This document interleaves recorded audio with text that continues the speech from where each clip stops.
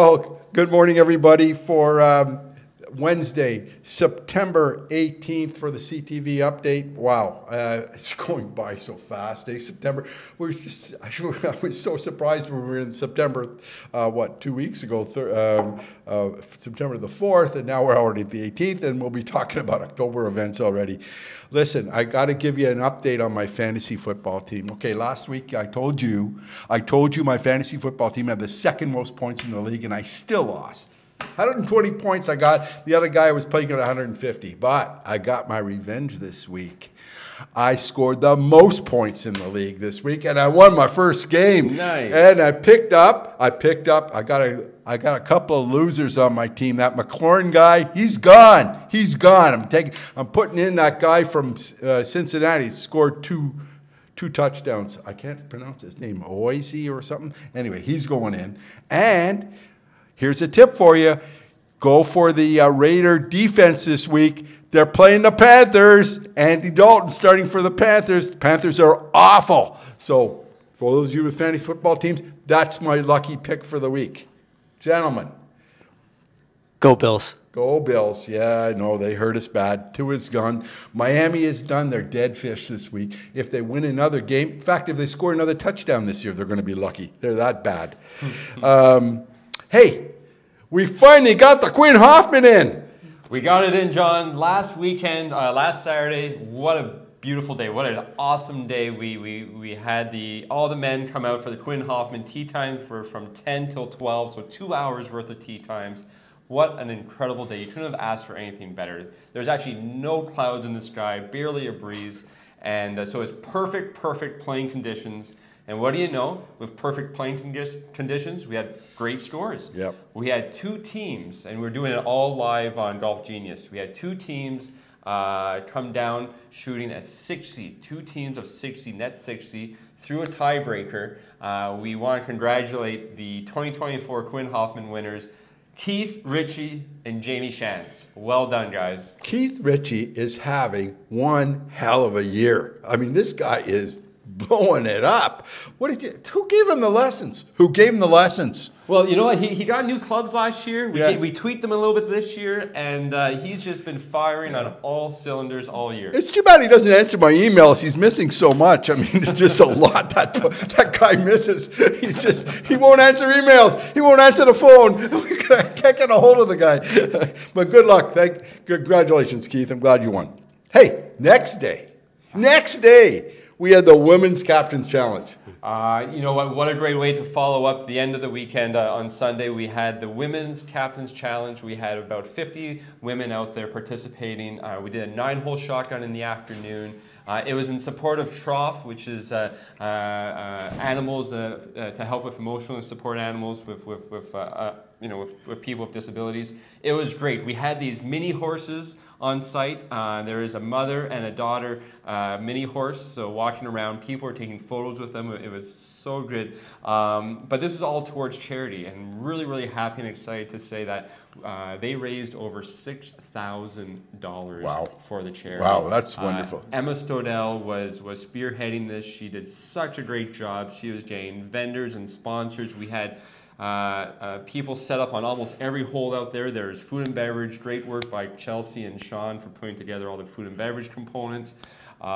Everything was just right down to the final tee. Everything was so great. We're so happy with the event. Who won the race? I had my money. I put $20 on the trifecta, 3, 2, 1. Who won? You know what? I think this is the type of event everyone was a winner. Yeah. Everyone was a winner. You telling me you scratched my horses? All 3 of them?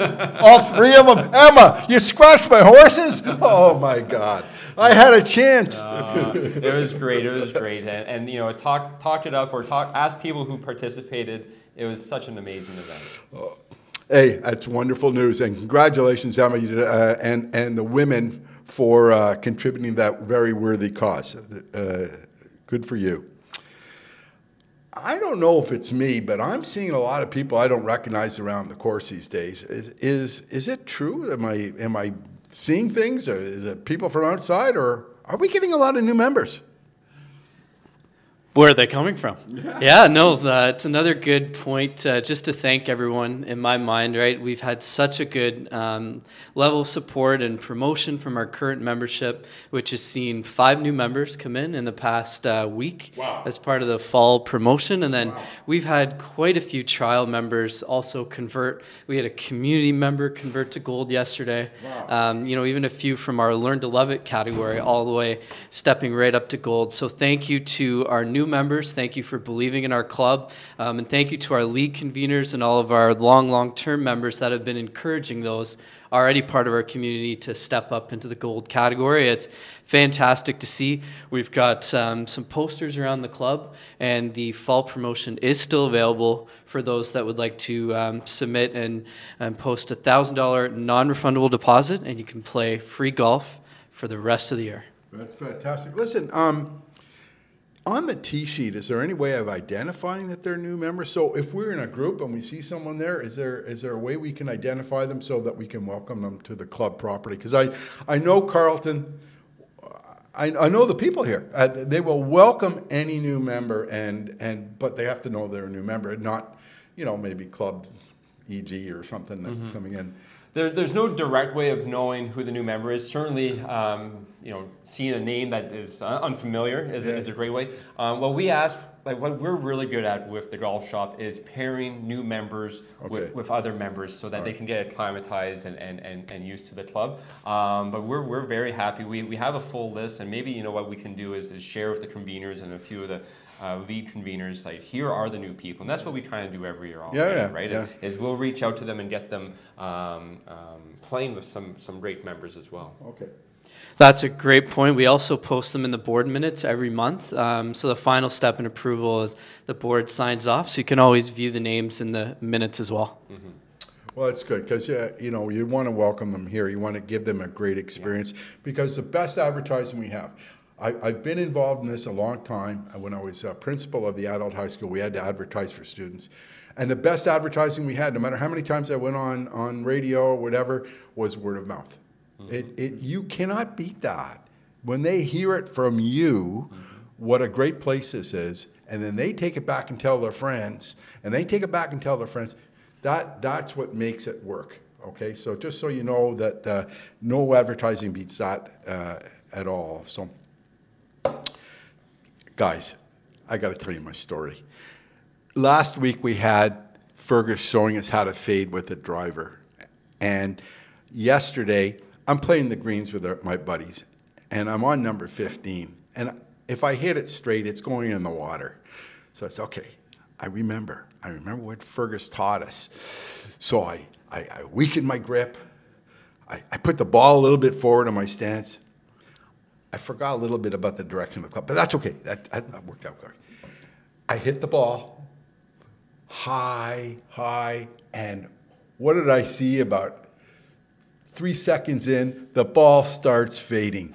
And beautiful fade, about 10, 15-yard fade. I couldn't have drawn it any better. So thank you very much, Fergus. I call it the Fergus fade. I got another fade for you today. I got another fade for you, and this one you can see on the shot tracker. Nolan's going to show you how to do a fade for a left-hander with an iron. Let's watch it now. Okay, now we're going to, today we're going to look at how you hit a cut or a fade. It comes in handy on a lot of holes, especially when you want to hit around a trap or something and you don't want to get yourself in trouble, in case if you hit a fade and you miss it, and if you hit it over an open area, at least you're on the green, and if you do fade it, you might be close. So as a left-hander, we'll look at how the setup for a fade. Yeah. So naturally, I tend to draw the ball a little bit easier, so I don't have to think about it as much. But when I'm hitting the cut shot, I have to exaggerate the feelings a little bit more when I'm doing my pre-swing routine. So again, the idea is I got to switch my club path a little bit on the way down. And I want to feel like that line, instead of going outside, is now coming inside. So by that I mean I'm going to swing a little bit more outside on the way back, and then I want to feel like I'm coming across the ball on the way down. Now, what I just showed you is a very exaggerated version, because I need to feel a little bit of that coming across the ball on the way down. So again, I'll show you with my club, and an exaggerated version of this. is I'm going to swing across that club line on the way through. That's going to generate that spin to the left. But like I said, because I'm typically more of a drawer of the golf ball, I tend to exaggerate this a lot in my pre-shot routine just to make it happen. So again, I'll set up just a little right of my target. I want to feel like I'm going to cut across the ball, swing inside on the way through. All right.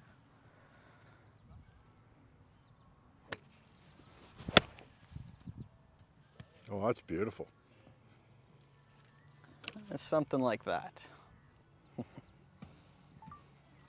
Beautiful. You showed beautiful on the shot. That was pretty good.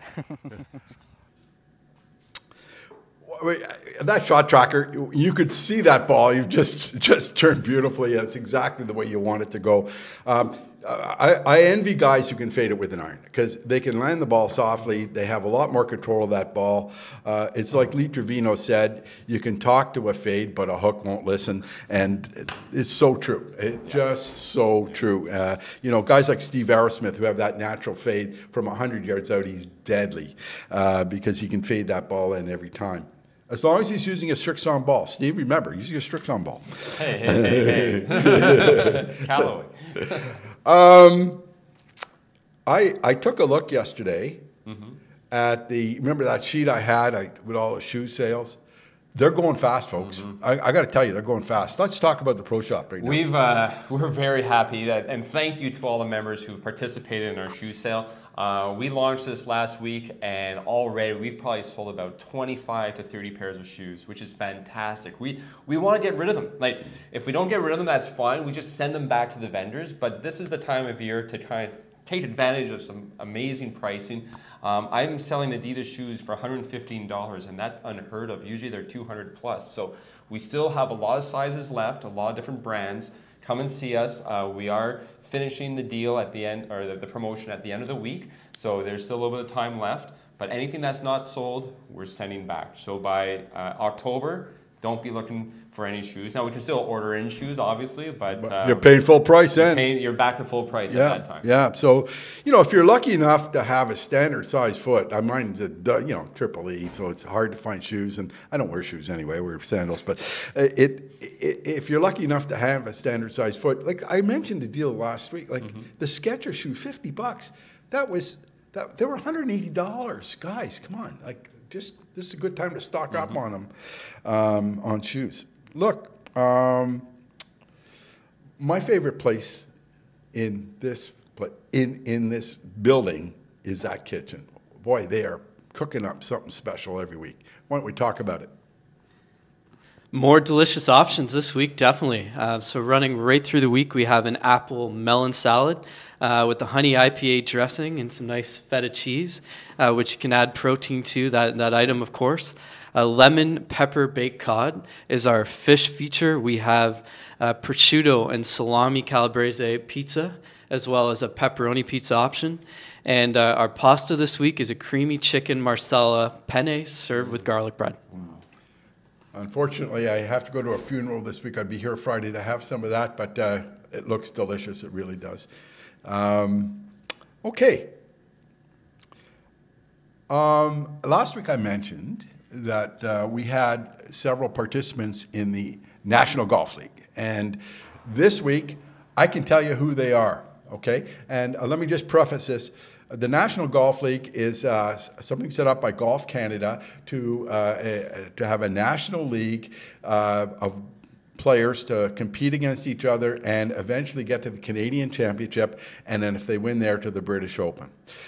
We are very fortunate at Carleton to have a very strong men's league. We have 240 members, so we were given 6 invites for the men. And they really were encouraging the women, and we got 1 invite for the women. And now all the teams are full. Let me just go over who's there. First of all, for the women, Lori Ridgway and Lynn Leash. Now, ladies, take it easy on them. I don't want you to beat them so bad that they won't have this anymore. Just, you know, let them get within a couple of strokes of you before you go to Toronto next year. So ladies, good luck. I know you're going to do very well. For the men, listen to this lineup. Guys, you're going to love this. Charles LaPointe and Pete Richardson. Hey, Really good team. You played with Charles, I played with Pete. They're both good players. Joey Gianmaria and Chris Hilliard. Chris was there last year. Joey's been playing very well. Fraser Smith, Andrew Buzza. Now remember, all this handicap too. I mean, we get the Golf Canada handicaps on this. Ryan O'Neill and Ian Arsenault. Hey? Wow. Good team. Will Loudon and Steve Liddell. Hey, the old guys, they can still play. They can bring it, and they're going to bring it. And Will is playing terrific golf right now. And Steve, you know, when he's on, he's on. He's just on. And finally, Ryan Valley, who was there last year, and Andrew Fulton. And so another good team.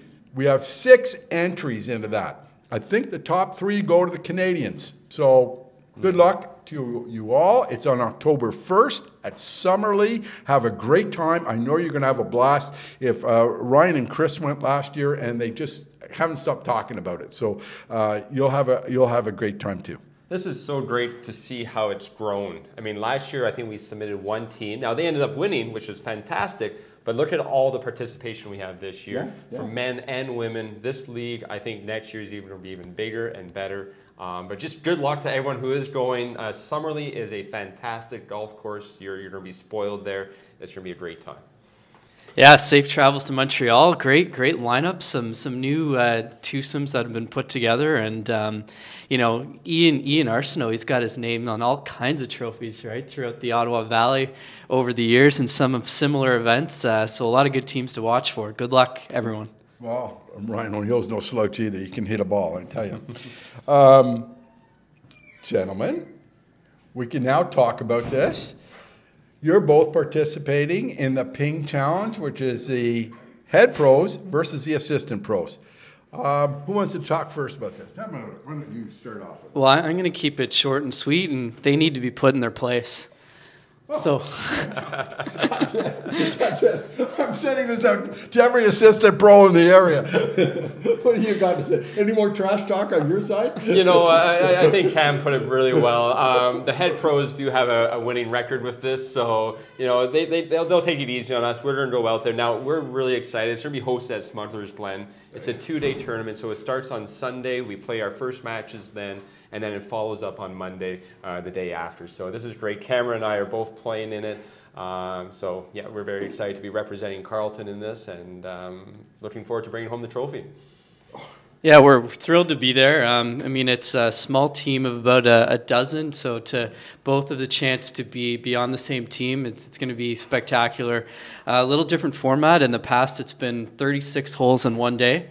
Obviously, we're getting way too old to play 36 holes in a day. So Sunday night and early Monday morning, be nice to split it up and reset and re-strategize between round 1 and round 2. It's a 9-hole better ball match, 9-hole a modified alternate shot, I believe, and day 2 singles matches. And we wish the assistants luck, but they'll be in tough. And also we have Graham Gunn, former Carleton head pro on the head pro team. So it's a great lineup. Oh, you got the gunner, man. He's good. I came very close to playing Smugglers. I was on the practice range. I was hitting balls, about to go out. Wouldn't you know it, the biggest thunderstorm of all time was approaching. I had to call it in, but I hear it's a gorgeous course. And we stayed at the resort right across the street from there when we were doing our principals conferences. We have the 50-50 draw going, and we need to make sure that you get involved. Our 50-50 draw is now up. It's been up for about a week now, right outside the pro shop door. We're really excited. I mean, this is probably the biggest 50-50 draw we've done at the club. Once we fill out all those squares, if we fill everything out, there is going to be a $2,000 draw. We're raising $2,000 to give away, which is going to be amazing. So get your name on there. It's $20 a square. Definitely worth the payback if you end up winning. So got my square, 27. Right. Got my square. And this is open to everybody. It's not just men's league or to the men and women. All members are welcome to put their name down. Lori Ridgway won it last year. Crying out loud. Jeez, Lori wins a lot. Okay, for all you on men's league, we have a big announcement today. It's the pros versus the Joes. Well, this will be a neat addition. I think the last few years we've played in some gaps, but we wanted to get organized this year. Nolan and Fergus, now we can fill out a full foursome. We'll have to have perhaps a celebrity fifth for the format, and then Tyler's going to arrange some fun contests for the field in the men's league close. You'll have an opportunity to perhaps place a small little wager and see if your team can beat the team of pros in a step-aside scramble. How many strokes you guys get? We're going to play off scratch. So we're playing off a 0. Everyone else is going to be playing off their scramble handicap, which I think for us will be the way to level the field or even the playing field. But we're going to go out there. We're going to probably still win. So that's our little bit. So if you want to challenge us, go right ahead. See what you can do. Well, let's talk about this scratch business here. Aren't you guys like minus handicaps? Why don't we take that into account? You should be giving us strokes on this. John, don't forget, we don't play golf all summer, and then the fall comes in, we try to jam it all in and play catch-up, play in a few events. So. I've watched you guys play, so I know we're in trouble. Guys, you heard the challenge? You see what we got to deal with here? One of us has got to beat them, okay? One of us has got to beat them. Okay, so thank you very much for that, by the way. It's really a lot of fun. And yeah, we have a lot of closings. You know, we have everything's happening next week and the week after. I'm just going to put them. You can see them coming up on right now. So certainly, if you sign up for your closings now, okay, you don't have to wait. It's on the calendar. If you don't see it on the main page, sign it up. I know in the men's league closed, you have some questions to answer. You're coming for breakfast. You're coming for, these are optional things for you. You don't have to come. You don't have to pay for those if you don't want to. But the day is free. There's $1,000 in prizes on the course for you. There's no reason not to come on that Saturday. It's a good day, and it's, you know what? It isn't that long. People say, oh, 5, people's got to take all day. It doesn't. It doesn't. It actually moves very quickly. I was surprised. I think it was 4:15 last year and 4:20 the year before. It was pretty good. Like, it doesn't take that much long. So that's for the men's. There's a lot of other things going on. Senior men's, there's the honeypot closing, there's the satellite closing, there's the Tuesday AM closing. So just sign up for your closings because it's fun to get together on those days. September 24th, the biggest tournament of the year is here, the Costco tournament. Yes, a little modified week next week. We have our women's league is playing on the Monday, which is the 23rd. So that revision is there, which you'll note on the tee sheet. And Costco's here on Tuesday. They'll be bordering on, could end up around 140 golfers. They're here for breakfast in the morning, morning shotgun, and then the tee sheet opens to the membership in the afternoon. That's great. Hey, all our champions are invited to a tournament called the Tournament of Champions, and we have a few taking part. Tyler, can you talk to that? The Tournament of Champions on September 30th, where it's going to be, and who so far is committed? Well, so we hosted our club championships back in August. So the winners of all the different flights have been invited to the OVGA Tournament Champions. It takes place every year. It's a great event. This year, as in many years, it's being hosted at Highlands Golf Club. So this is taking place on Monday, September 30th, and Tuesday, October 1st. We do have a few members who have already signed up and committed, which is great. This is kind of a great way to honor our members. The club takes care of all the costs and all the fees to send them out and then compete against all the other Ottawa area champions. It's such a fun event. Yeah, and Jeff Cordes won the B a few years ago, so we have some champions in the group. I can't believe we're already talking about October. October 19th, we have the Yacht Race. The big tradition, right? Right after Thanksgiving, the weekend following. So tradition there. I think the gents know what the organization will be just before. It might be a few posters up and a few friendly wagers there. And it's another 2-man event, better ball, and it's available for sign up currently online and in the golf shop. That's great. That's always a fun event. And then on end of October, we're already talking already, October 26th, the Superintendents Revenge, or I'm going to call it the second Superintendents Revenge, because those pin placements, when we had that tournament here of the mid-amateurs, they were as revengeful as you could get. But let's talk about that. That was a warm-up, John. You're right. The pins during the mid-am were a warm-up for Joel leading up to the Superintendents of Revenge. This is such a fun event, and it's on a Saturday this year, so it's great. We really want a lot of participation, so definitely sign up. There'll be some prizes for some, some great scores and all that. We always have fun. Like, you're going to see pins in positions you've never seen before. They'll be on slopes, on the edges. I hope there's none in the bunkers. I mean, that'd be kind of fun. God, I'm such a bad putter.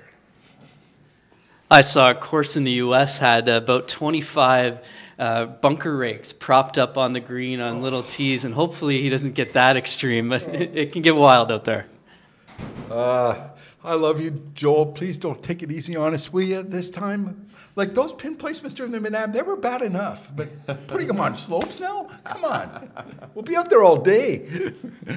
Anyway, hey, listen, that's a full week we got this week, and I certainly, a lot going on and a lot to talk about next week as well, because we've set up a lot of things here. So, everyone, until next week, I hope you all play well.